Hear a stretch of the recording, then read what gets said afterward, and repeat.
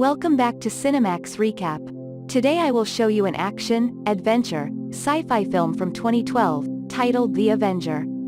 Spoilers ahead. Watch out and take care. Nick Fury, Samuel L. Jackson, Director of S.H.I.E.L.D., Strategic Homeland Intervention, Enforcement, and Logistics Division, arrives at S.H.I.E.L.D. headquarters outside of Santa Fe, New Mexico, during an evacuation. The Tesseract, an energy source of unknown potential, has activated. It opens a portal through space and the exiled Norse god Loki, Tom Hiddleston, steps through, carrying a strange spear with a blue glowing tip. Loki takes the Tesseract and uses the spear to take control of the minds of several S.H.I.E.L.D. personnel, including Dr. Erik Selvig, Stellan Skarsgård, and Agent Clint, Hawkeye, Barton, Jeremy Renner, to aid him in his getaway. S.H.I.E.L.D. personnel pull out of their base when an energy surge from the Tesseract causes the ground beneath the base to collapse and destroying it. A short pursuit of Loki fails to capture him. In response to the attack, Nick Fury issues a state of emergency, telling his top agents Phil Coulson, Clark Gregg, Natasha Romanoff, Scarlett Johansson, and Maria Hill, Kobe Smulders, that they are completely out of options. Fury pulls Romanoff and Coulson out of their respective assignments and sends them to find the heroes he needs to oppose Loki. Romanoff is found in Eastern Europe interrogating suspects, and Coulson pulls her off the assignment and sends her to find the big guy, Bruce Banner, Mark Ruffalo, aka the Incredible Hulk.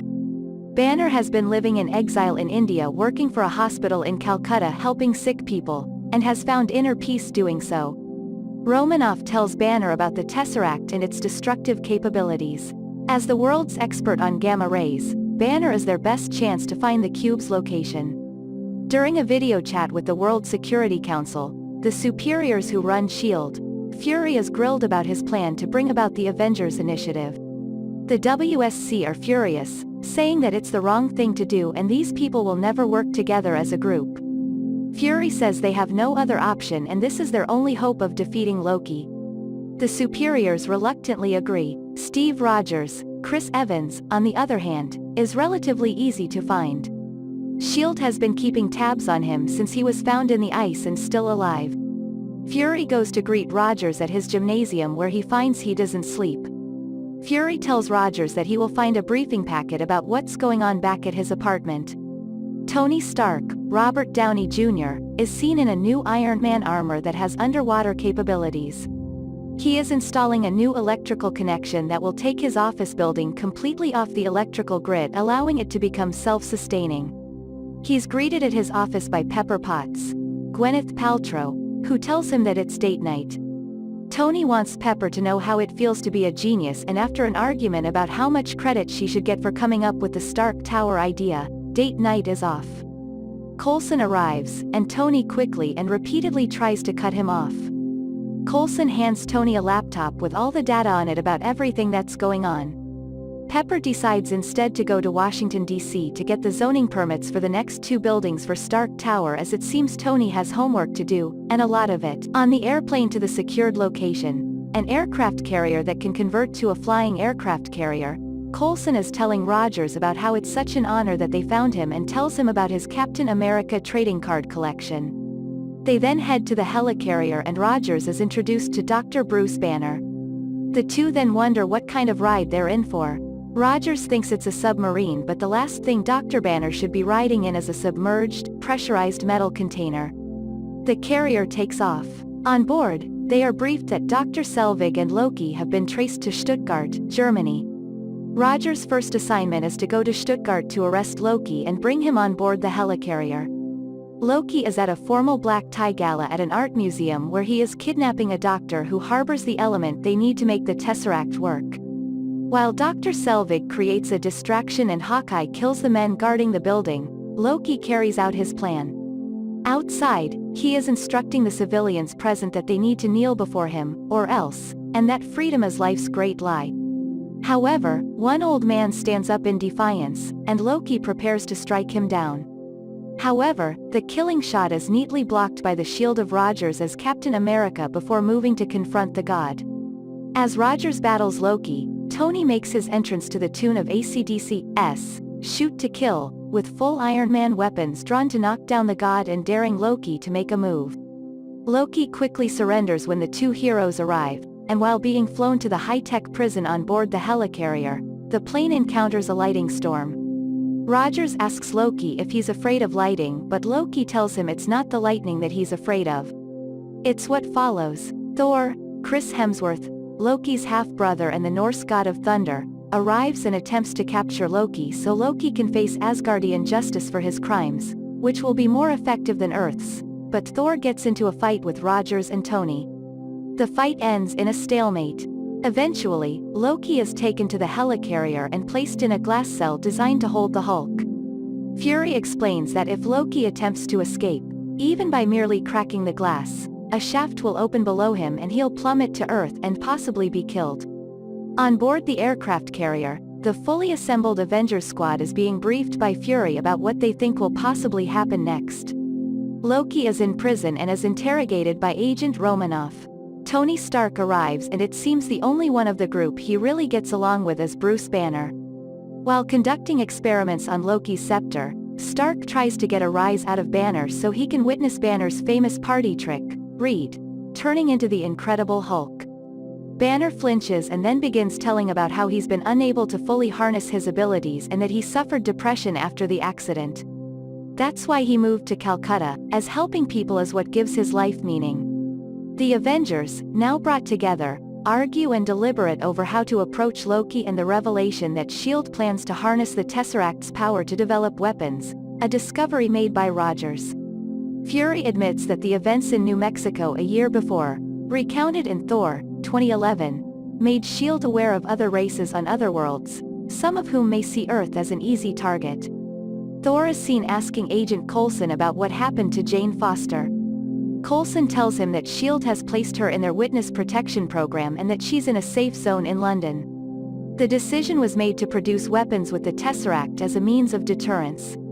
As the group argues, Clint Barton and Loki's possessed agents attack the helicarrier, disabling one of its engines in flight. While Stark and Rogers attempt to restart the damaged engine, Romanoff tries to prevent Dr. Banner from turning into the Hulk and destroying the ship from inside. Her attempt fails and she's chased through the ship until Thor takes up the battle to pacify the beast and manages to fell him briefly with a hit from his hammer, Mjolnir. While fighting Barton, Romanoff slams him into a guardrail, and the blow to the head breaks Loki's mind control. After the Hulk falls from the ship, Thor is tricked into Loki's holding cell by Loki himself, who has recovered his scepter and releases the cell and allows Thor to plummet. Loki is held at bay briefly by Agent Coulson but is also tricked by one of Loki's holographic projections. Coulson is stabbed in the back by the real Loki. Coulson later shoots Loki with a blast from an unidentified weapon, one that harnesses the power of the Destroyer. Coulson dies while Fury tries to save his life.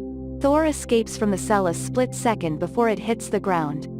Banner wakes up in his human form after crashing into an abandoned factory. Fury uses Coulson's apparent death to motivate the Avengers to work as a team.